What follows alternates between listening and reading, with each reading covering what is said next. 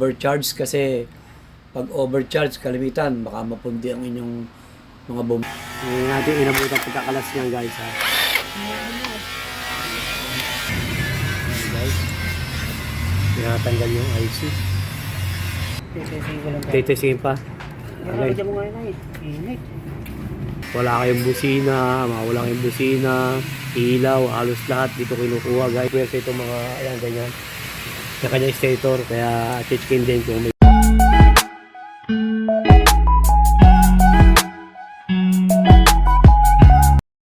Guys, magandang araw sa inyo lahat guys.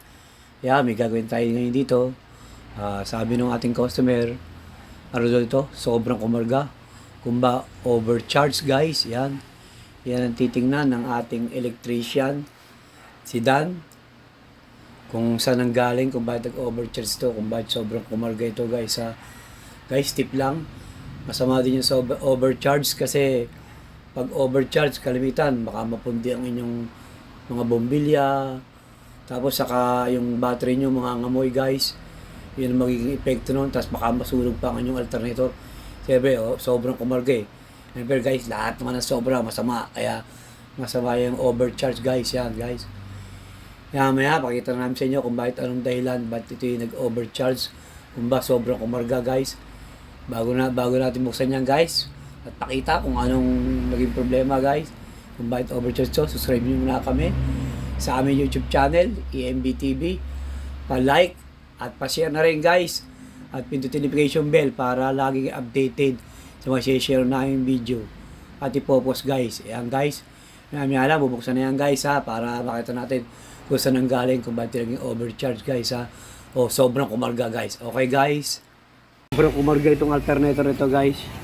Yan ang chichikapin ng ating mekaniko, ating electrician kung saan may problema, kung anong kailangan palitan o gawin. Hindi na tatanggal yun. Busy to ba yan, Dan? Ngayon natin inabutan pagkakalas niyan guys ha.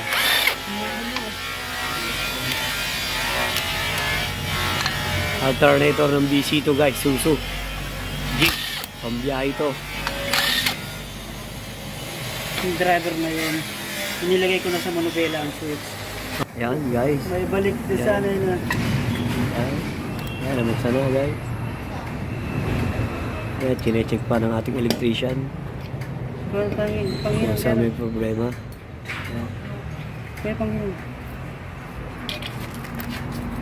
Guys, alternator ng BC dito guys ha. Sobrang kumarga, kumbaga overcharge. Yan, chichikapin Tsaka ng trips. ng ating electrician kung saan may problema. Kaya mo lang, station na.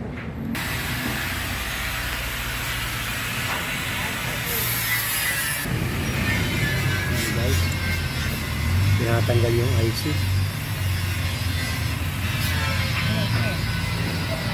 Kaya mo lang mga ito na. Yan, look. Yan. Yan. Kumba, ano yung sira dyan, Dan? Yang icing yan. Yan ang Station. papalitan o i-convert natin sa ano? Hindi. Ay, Papalitan na? may ano sila, may mga ayos sila. May ice sila dyan. Yung sa Sailor. sailor. May mga ayos. Station. Yan guys. Magaling pa nga yung ganyan eh. Itong IC daw ang sira. Itong nakitang sira ng ating electrician. Yung icing yan. Overcharge. Yan ang papalitan. Overcharge. Ayan ang yung mga stator niya. Walang problema. Testing ko lang tayo. Titesingin pa. Ano dyan mo ngayon ay? Init. Ayan. Yung natanggal na. Yan. Yan. Yan guys. Brown. Itong papalitan natin itong sira, itong IC. Yan tawag dito IC guys. Ito yun. Kung wala nito, hindi kakarga, hindi gagana mga ilaw nyo, halos lahat. Dito kumukuha ng kuryente pag sira itong IC nyo guys ha. Kaya importante ito. Pag sira ito, wala kayong busina, wala kayong busina, ilaw, halos lahat dito kinukuha guys. Pag sira itong inyong IC. Yan guys ha. Yan. Ito kasi yung nagkakarga, nagcha-charge, nagbibigay ng kuryente ng karga sa baterya guys. Basta naka. Ito yung kumakarga. Kaya pag sira ito, walang karga ang battery nyo. Wala, hindi gagana lahat ng ilaw nyo guys. Ayan guys ha. IC. Baka maka-experience din ng ganyan. Yan, tinatanggal pa yung yung kanyang mga diode. Yan. Tapos tetestingin yung kanyang stator kung may grounded ba o kung may nadamay. Kasi pag overcharge to guys, siyempre mapupuwersa itong mga ayan ganyan. Yung kanyang stator, kaya checkin din kung may grounded o wala. Pero ito sigurado ng papalitan. Ito kanyang IC. Baka maka-experience kayo ng ganyan guys ha. Na nag-overcharge. Pero hindi kamot nag-overcharge. Ito na kalimitan na may problema na gana. Yan. Pero yan ang kalimitan. Ito din yung kalimitan. Pag nag-overcharge. Abang, yung iba naman, nag-overcharge sa voltage naman, pagka, Ito may IC ito. ito, dalawang klase. Dalawang klase, guys, ang ating pag-overcharge doon sa di-voltage at saka di-IC. Yan. Basta nag-overcharge, ito may problema, guys, itong IC. Pagka hindi, yung voltage, pag di-voltage ang inyong, alternator. Depende sa alternator nyo. Kung di-IC o di-voltage.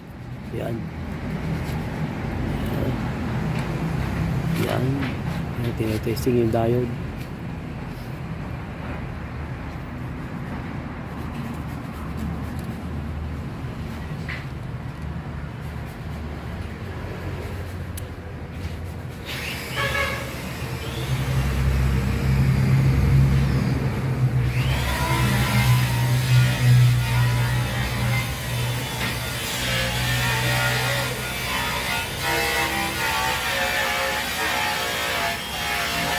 Dapat kasi guys, pagka wala, okay.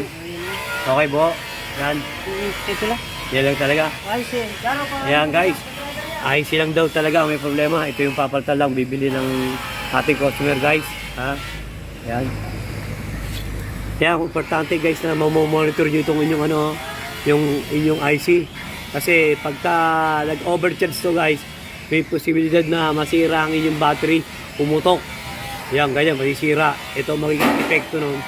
Pagka ang overcharge ang inyong voltage o IC ha guys ha. Tip sa inyo guys ha. Kaya kinakailangan pagka overcharge ang inyong IC at saka yung inyong voltage, dalawa klase, isang voltage, isang IC. Kinakailangan punta agad kayo sa malapit sa inyong shop, electrical.